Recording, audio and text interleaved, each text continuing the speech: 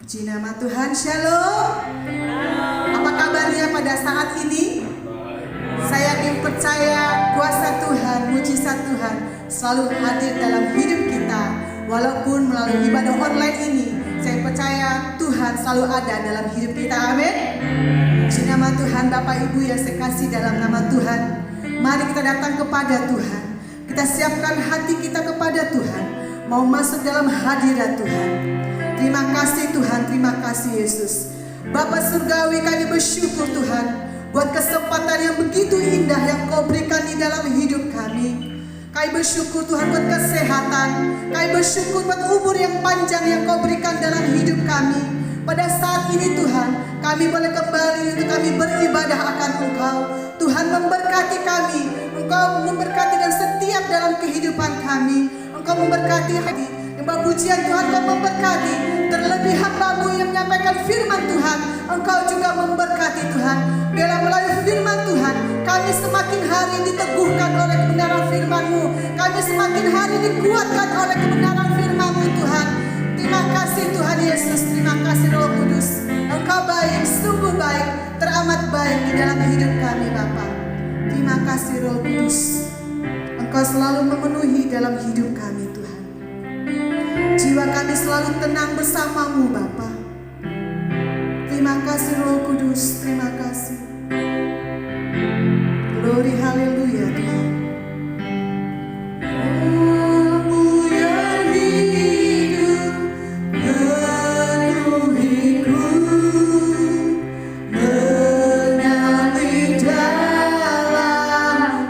Jiwaku tenang, amin.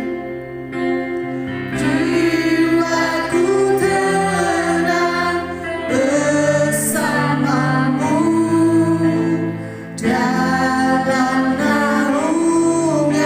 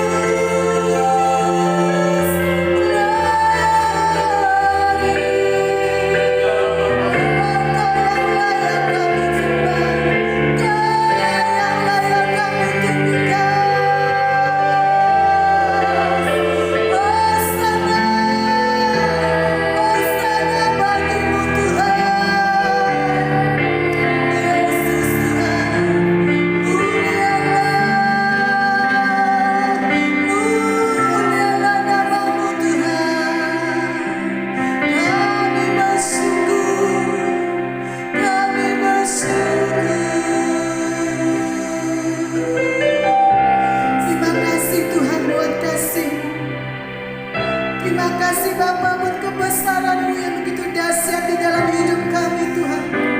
Engkau selalu melingkupi hati kami Tuhan. Terima kasih Tuhan, terima kasih. Di saat badai datang Tuhan, kami selalu berserah akan Engkau Tuhan. Kami selalu bersandar akan Engkau Tuhan. Terima kasih Yesus, terima kasih Roh Kudus. Glory, haleluya, haleluya Yesus. Saat badai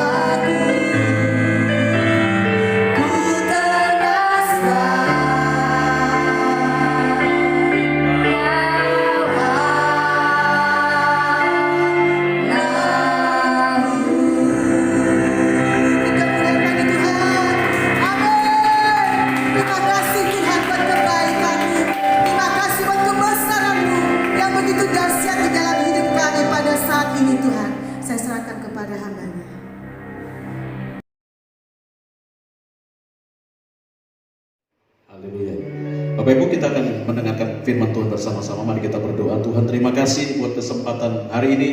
Kami diizinkan oleh Tuhan kembali mendengarkan firman Tuhan. Kami rindu Tuhan membawa kami dalam seluruh kebenaran firman, kebenaran yang memerdekakan kami, kebenaran yang memotivasi kami, kebenaran yang akan membawa dan menuntun kami dalam kebaikan-kebaikan selama kehidupan kami di tengah-tengah muka bumi ini. Terima kasih Tuhan, dalam nama Tuhan Yesus kami siap mendengarkan kebenaran firman Tuhan. Haleluya, amin. Bapak Ibu sudah dikasih Tuhan, pada pagi hari ini kita akan belajar bersama-sama firman Tuhan, dan saya akan memberikan judul dari firman Tuhan hari ini, bertahanlah. Sekali lagi judul firman Tuhan hari ini, bertahanlah. Mari kita katakan bersama-sama, 1, 2, 3, bertahanlah. Haleluya. Yakobus pasal 1 ayat 12, Bapak Ibu, kita akan mendasari firman Tuhan dari Yakobus pasal 1 ayat 12. Izinkan saya membaca untuk kita sekalian. Berbahagialah orang yang bertahan, garis bawahi kata bertahan, dalam pencobaan, sebab apabila ia telah tahan uji, ia akan menerima mahkota kehidupan yang dijanjikan Allah kepada barang siapa yang mengasihi Dia. Saudara-saudara dikasih Tuhan, ayat kunci pada kata kunci dalam ayat ini, Bapak Ibu, tidak terletak pada kata bahagia, juga tidak terletak pada kata mahkota kehidupan. Tetapi ayat kunci pada kata kunci pada ayat ini, Bapak Ibu, terletak pada kata bertahan dalam pencobaan. Bapak Ibu saudara-saudara dikasih Tuhan, kata pencobaan atau kata ujian yang dimaksud dalam tulisan ini, Bapak Ibu, bukan pencobaan untuk menjatuhkan, ya, bukan pencobaan untuk menjatuhkan seperti dalam Matius pasal 4 tentang Yesus diuji di padang gurun, Bapak Ibu, ya. Tapi pencobaan ujian yang dipakai dalam ayat ini, Bapak Ibu, untuk mengetahui kapasitas keaslian atau kecakapan atau kualitas atau ketahanan dari yang diuji, Bapak Ibu. Jadi tujuannya mulia, ya. Tujuan dari pencobaan, tujuan dari ujian dalam Yakobus pasal 1 ayat 12 itu mulia. Jadi sekali lagi Bapak Ibu, tujuannya untuk mengetahui kapasitas, keaslian, kecakapan, kualitas, dan ketahanan dari yang diuji.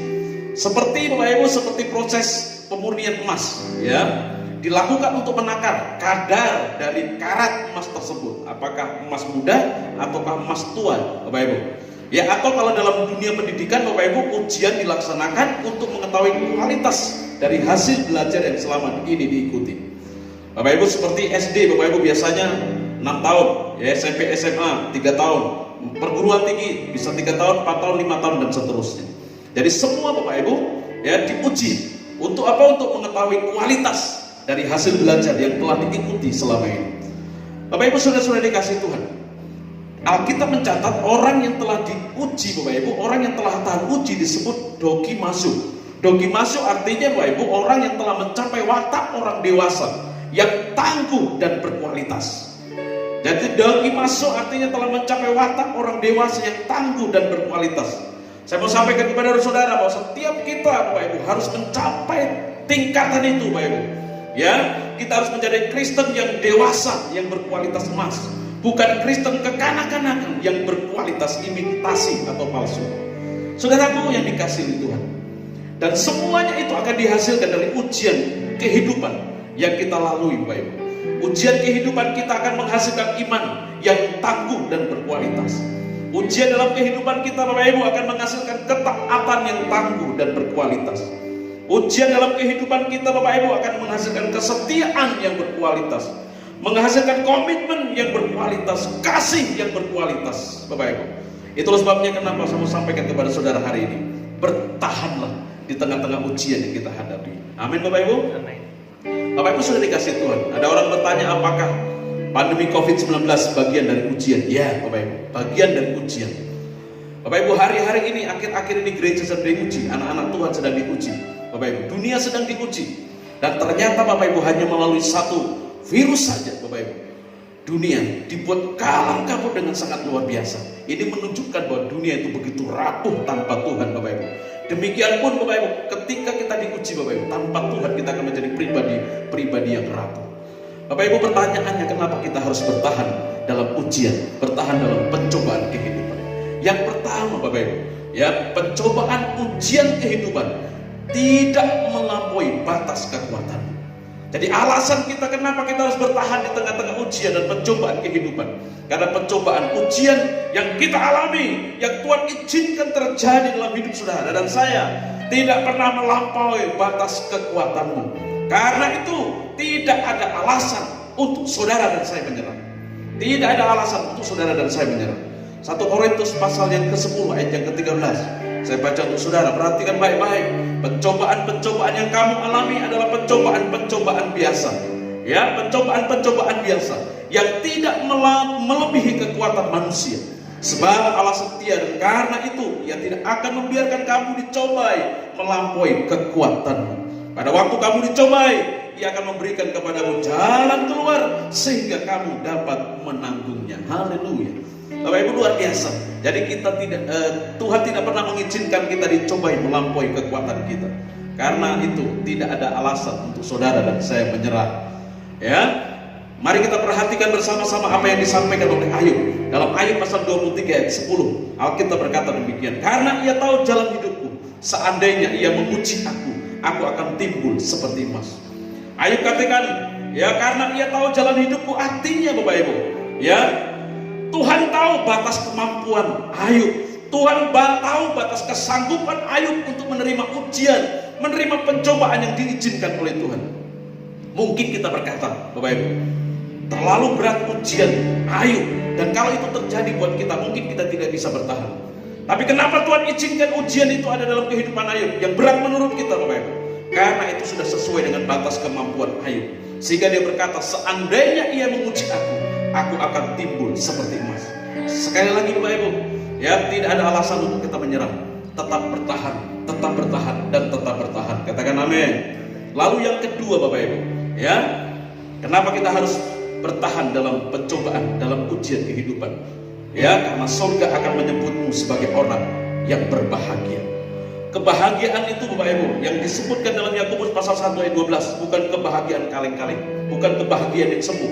tapi kebahagiaan yang berkualitas, Bapak Ibu. Saya mencontohkan, Bapak Ibu, ya saya adalah penggemar timnas PSSI, Bapak Ibu. Ya ketika timnas ini bertanding dalam kejuaraan-kejuaraan internasional, saya paling senang, Bapak Ibu, kalau timnas itu menang dari tim Malaysia, Bapak Ibu, timnasnya Malaysia. Karena timnasnya Malaysia itu musuh bebuyutan timnas kita, Bapak Ibu. Wah, kalau senang, bangganya luar biasa, bahagianya luar biasa. Tapi ketika kalah, Bapak Ibu, ada kesedihan yang luar biasa, Bapak Ibu. Tapi pertanyaannya, apakah bahagia kita, Bapak Ibu, sebagai penonton, penikmat bola sama dengan bahagianya para pemain? Tentu berbeda, Bapak Ibu.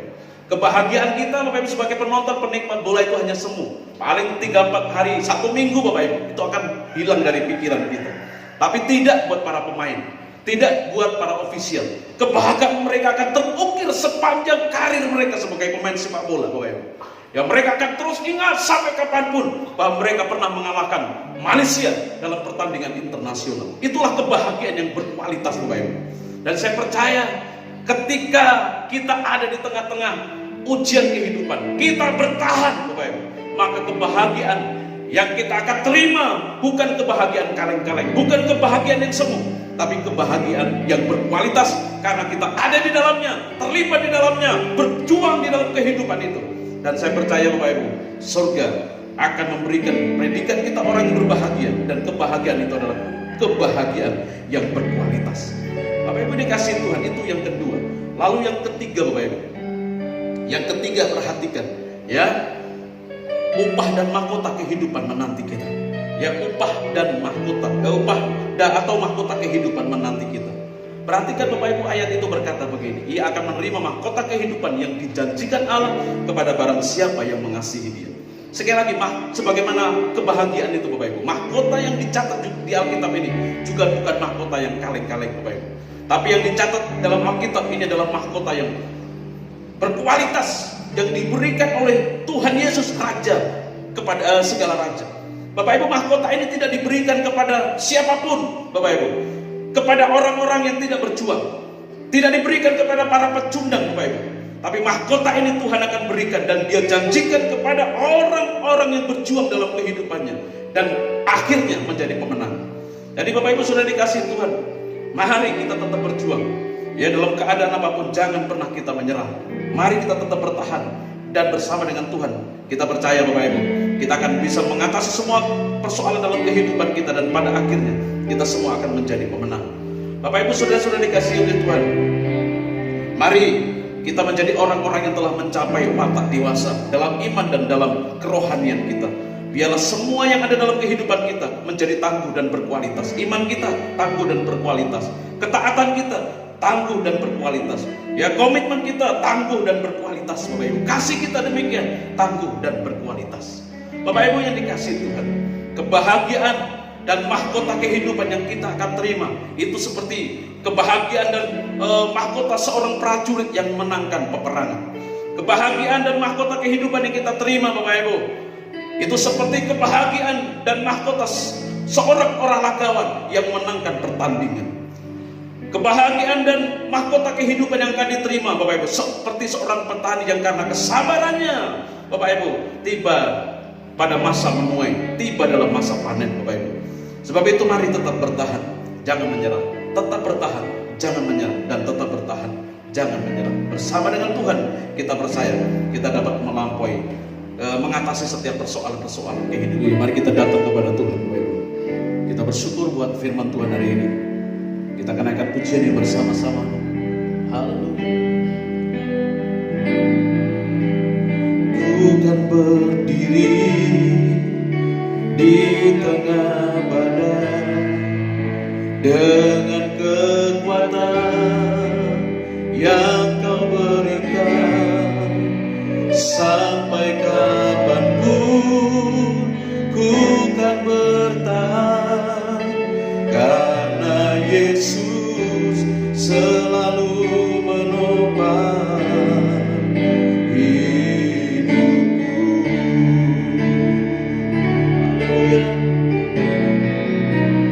Ku kan berdiri di tengah badai dengan kekuatan yang Kau berikan.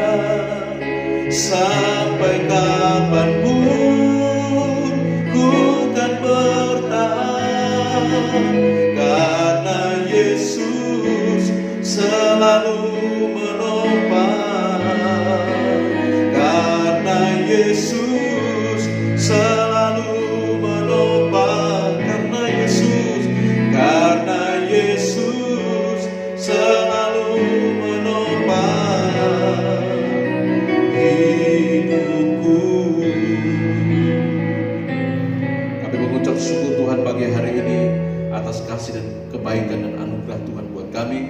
Terima kasih untuk ibadah kami yang sudah kami lakukan bersama-sama. Sungguh nama Tuhan saja dimuliakan dan diagungkan. Sebelum kami tinggalkan tempat ini Tuhan, kami akan menerima berkat daripada Tuhan.